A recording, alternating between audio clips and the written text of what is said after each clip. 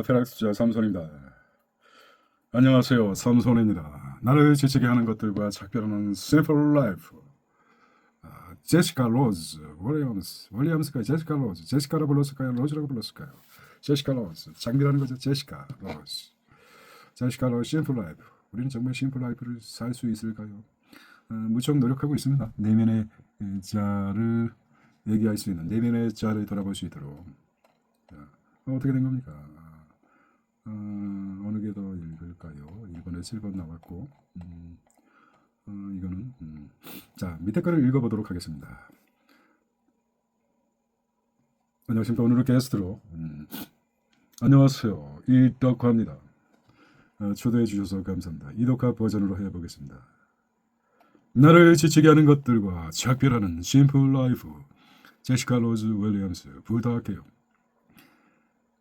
이 책은 단순히 균형을 잡은 삶의 중요한 내용을 중심으로 내면의 평화, 자기 돌봄을 중요한 가치로 삼고 있습니다. 제시카 로즈 윌리엄스는 현대 사회에서 사람들이 겪는 과도한 스트레스와 불안을 해결하는 방법으로 단순한 생활 방식과 심리적 정리를 중요성을 강조합니다. 어떻게 보면 안녕하십니까, 덕화씨. 이 덕화씨도 난독증이 있는 거 아닙니까? 그래서 특유의 자기만의 그 호흡법과 발음법을 연구한 게 아닌가 의심스럽니다. 어떻게 하셨습니까? 이 덕화도 읽는데 문제가 있어서 제 나름대로 첫 발음에 강하게 주장해봤습니다. 자, 1번 위기 상황에서 자기 관리. 내가 먼저 산소 마스크를 써야 남에게도 산소 마스크를 씌울 수 있다. 이 책의 핵심 메시지는 자기 돌봄이 우선성을 설명하고 있습니다. 어디입니까? 아직 1번이네. 핵심입니다. 위기의 순간에서 자신을 돌보지 않으면 타인을 돕는 것은 불가능합니다. 이 책의 심리적, 신체적 건강을 우선시해야 한다고 주장합니다. 즉, 자기 관리가 전제되어야만 타인에게 긍정적인 영향을 미칠 수 있다는 중요한 교훈을 제공합니다. 두 번째, 부탁드리겠습니다. 두 번째, 단순한 생활 중요성. 저자는 단순한 삶을 어떻게 행복하게 이루어갈 수 있는지에 대해 갑자기 뭉치면이 나오게 있습니다. 과도한 소비와 물질적인 욕망에서 벗어나 정리된 삶을 살아가는 것이 심리적 안정을 가져온다고 강조합니다. 이 과정에서 중요한 점은 물건을 정리하고 불필요한 것들을 버리며 정신적 공간을 만드는 방법을 실용적인 방식으로 제시하는 점입니다. 그래서 제시카입니까? 제시를 잘해서 제시카, 로즈, 제시카. 자, 심리적 공간을 만들기 위해 물건을 정리하는 것만큼 중요한 것은 마음의 정리입니다. 이는 감정적 디클리어터링, 뭡니까? 클리어, 뭐라고 읽죠? 반대란 뜻.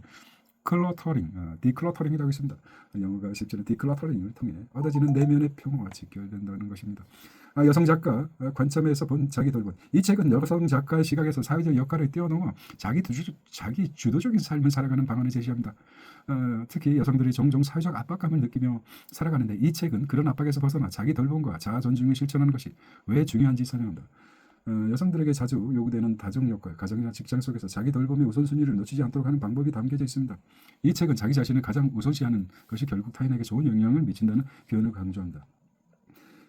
물질적 풍요보다 내면의 평화. 작가는 물질적 풍요를 추구하는 내면 대신 내면의 평화와 정신적 풍요를 더 중요하게 여깁니다. 이는 소유를 줄이고 필요한 것만 유지하려는 것이 있습니다. 복잡한 사회에서 자기 보호를 해야 되고 리스크 관리하는 법에 대해서 나왔고 드랑, 종남, 복팔분 뭡니까? 배를 80%만 주고 나머지 20% 공간을 비워줘야지 된다는 것입니다.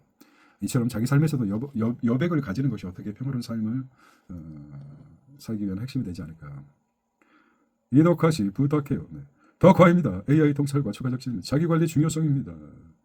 단순한 삶과 진정한 행복, 여성의 자기 돌봄, 특히 여성들에게 이 책은 심리적 안정감, 물질적 욕망을 자제하는 방법 등의 단순하고 균형적인 삶을 살아가는 법을 제시합니다.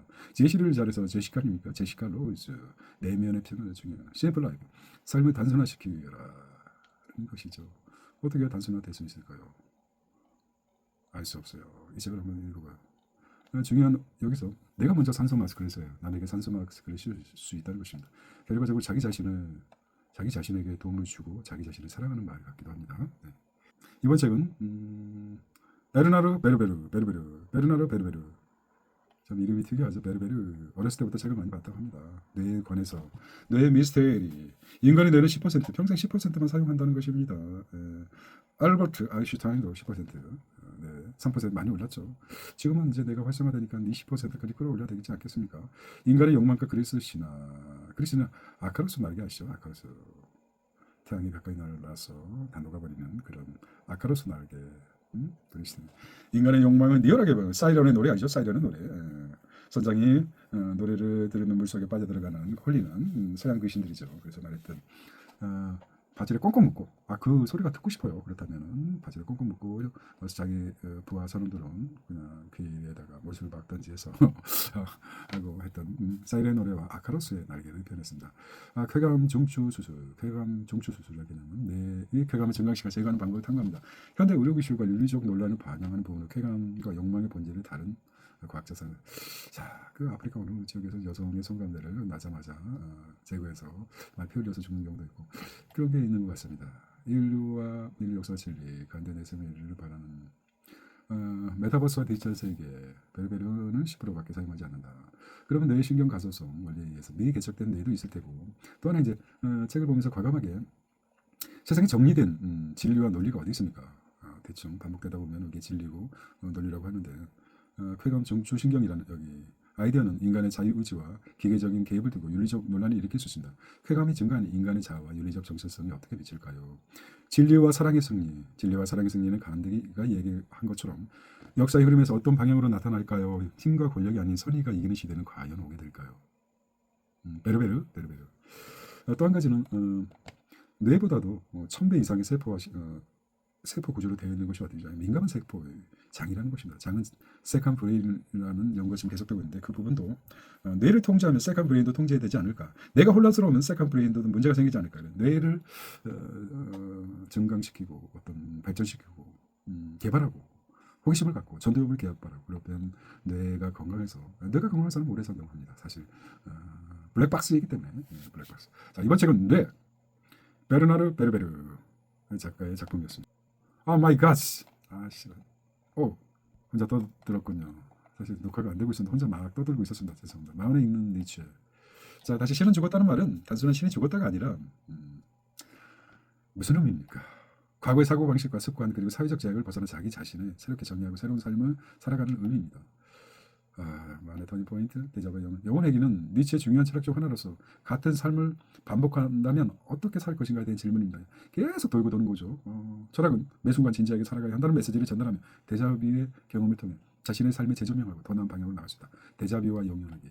그래서 그저 바라만 보고 있지 인생은 빙글빙글 돌며 고독을 즐기지 않고서 내면의 소리 들을 수 없다. 아모르 파티 자기 운명을 사랑하라. 초인과 초인은 자신의 삶을 완전히 창조하고 아이는 순수함과 자기 상징이다. 천개의 눈으로 세상을 보라. AI 통찰 신을 죽었다는 의미. 40대가 아니라 나이에 상관없이 영혼의 이런 거였습니다. 아까 녹화가 안 돼서 이상한 배상을 드렸습니다. Sorry. 책은 넛입니다. 넛 파이널 에디션. 더 이상 찍지 않겠다는 거죠. 벌만큼 벌었다. 리차드 H 탈러. 리처드 이렇게 불렀겠죠. 탈러 H 탈러 가문입니까? 탈러 가문의 리처드 H입니까? 자, 여기서는 아주 워낙 또 유명한 책이라서 자, 여기까지 어떻게 된 거죠? 자, 파이널 에디션 리처드 H 탈러 게츠 선스타인과 리처드 탈러 선스타인 가문과 탈러 가문에서 리처드와 캐스가 쓴 겁니다. 인간이 두 가지 사고 시스템, 자동 시스템과 수권 시스템이 있습니다. 빠르게 직관적으로 하는 게 자동 시스템. 논리적으로 계산이 복잡할 때 두 시스템이 협력하면서 충돌할 수 있으며 특히 자세히 읽어보세요. 특히 중요한 선택에서 인간의 비합리성이 결정이 내리기 쉽습니다. 이를 보완하기 위해 너치가 필요합니다. 너치는 사람들이 더 나은 선택할 수 있도록 유도하는 부드러운 개입이라고 합니다. 계획적인 자아와 행동하는 자아. 계획적인 자아는 뭡니까? 행동하는 자를 나눠줬고 너치 행동하는 자를 자극하는 사람들이 장기적으로 더 나은 선택할 수 있도록 기본 설정과 디폴트와 선택 설계.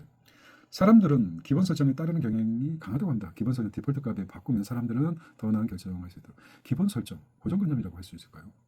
예를 들면 장기, 기존 등록 시 기본관 등록의 설정 다른 사람 쉽게 할 수 있도록 참여를 어떤 구체적인 방향입니다. 잘 들어오지 않고 너치의 핵심 원칙 U, 올바른 유인을 제공하다.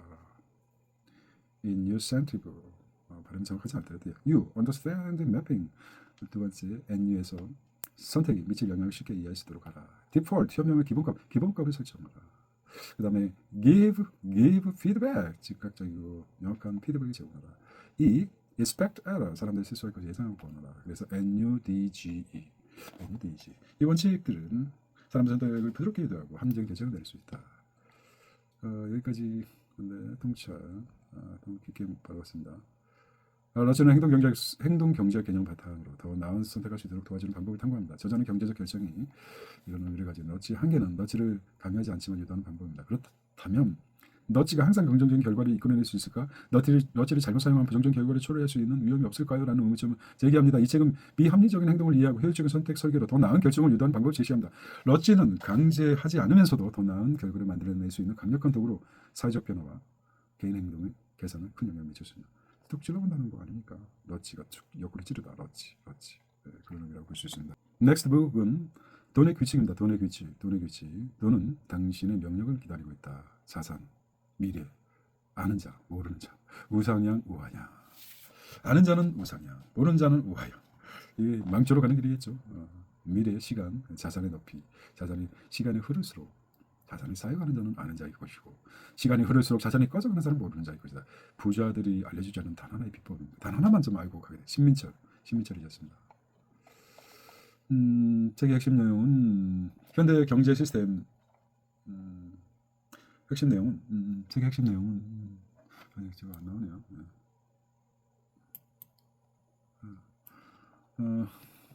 중요한 경제 시스템의 중요한 메커니즘과 화폐, 특히 달러의 역할에 대해 심도 깊은 고찰을 제공합니다. 여기부터 핵심을 정리해보겠습니다. 2008년 제로금리와 양적 완화하고 금리와 인플레이션, 돈의 진짜 의미에 대해서 뭐예요? 돈은 진정한 의미가 숫자가 아니라 구매력에 있다는 겁니다. 뭐라고요? 세 글자. 구매력. 이 단위 좀 강조합니다. 지금 화폐의 가치는 단순한 숫자보다 사람들 실제로 물건이나 서비스 구매할 수 있는 능력을 기반으로 한다는 것입니다. 자, 2022년 S&P 500의 상승과 화폐 가치 하락. 2022년 2월 S&P가 23%로 상승했다. 그만큼 화폐 가치는 24% 하락했다는 해석할 수 있습니다. 새로운 시각이죠. 이는 주시장 상승이 실질적 화폐 가치의 감소로 연결될 수 있는 레버리지와 시너리지. 레버리지는 자금을 차입하여 투여하는 방식이고, 시너리지는 화폐 발행을 얻은 수익을 말한다. 레버리지, 시너리지. 레버리지는 자금을 차입해서 투자를 확대하는, 시너리지는 화폐 발행을 얻는 수익. 자, 시너리지를 할 수 있는 그 한국은행이죠. 한국은행이 지금 삼성과 다른 빅3 회사들보다도 영업이익, 매출액이 높다는 건 법인세를 엄청 많이 냈다는 거죠. 네. 그런 사회단체를 생각하면서 미국은 화폐 발행 패권을 통해 자국의 경제적 우위를 점하고 있습니다. 이 규모는 다른 나라에 비교할 수 없죠. 크다고 6배 높다고 했죠. 현재 달러 무한정 발행 경제 지탱하고 있으며 준비금, 금, SDI, 국채 등 기준은 60배에 달하는 달러를 발행하고 있습니다. 이는 미국의 금융 시스템, 이게 엄청난 문제입니다. 미국의 금융 시스템과 달리 달러화가 세계 경제의 중심적 역할을 하고 있다는 것입니다. 반면 중국은 기축통화를 꿈꾸는 패권에 도전하고 있지만, 그러나 미국의 빨려다를 통해 중국에 이만큼 금융력을 영향을 갖지 못한 상태입니다. 미국의 기업 부채율은 100에서 20%인데 국가 차원에서 6,000%에 달하는 부채를 겪고, 와우. 100에서 20%인데 우리 진짜 어려웠을 때 400%까지 갔는데 요즘은 100% 미만, 150%죠. 부채 비율은 자기 자산보다 해서 똑같이 100이라고 그러면은 자기 자산이 100 중에서 순수 자산을 얘기하는 거죠. 자본. 그렇게 이해하면 될 것 간단하게. 어쨌든 국가 차원에서 6,000%에 달하는 부채를 보통 뭡니까? 보통 100인데 100%인데 600도 아니고 600%도 아니고, 와우. 그러니까 무한정 발행하는 거죠. 언제 미국이 이런 생각을 좀 해봐야 될 겁니다. 어쨌든 쭉 보시고 이렇게 정리, 나중에 시간 내서 정리해보고, 무엇을 주고 어떻게 받을 것인가, 각본은 협상, 상황 대응력이 답이다. 21세기 북스에서 했고, 이 책에 대해서 보도록 하겠습니다.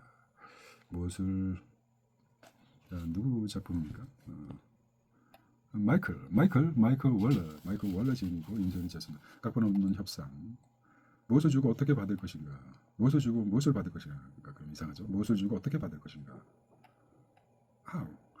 마이클 월리지은 협상의 준비와 타이밍, 협상이 맞는 것인가? 지금 협상의 타이밍과 모든 것을 써볼 것인가? 협상의 과정, 평정심, 즉흥 용주자 대기 협상 종료의 예측을 발생할 수 있습니다.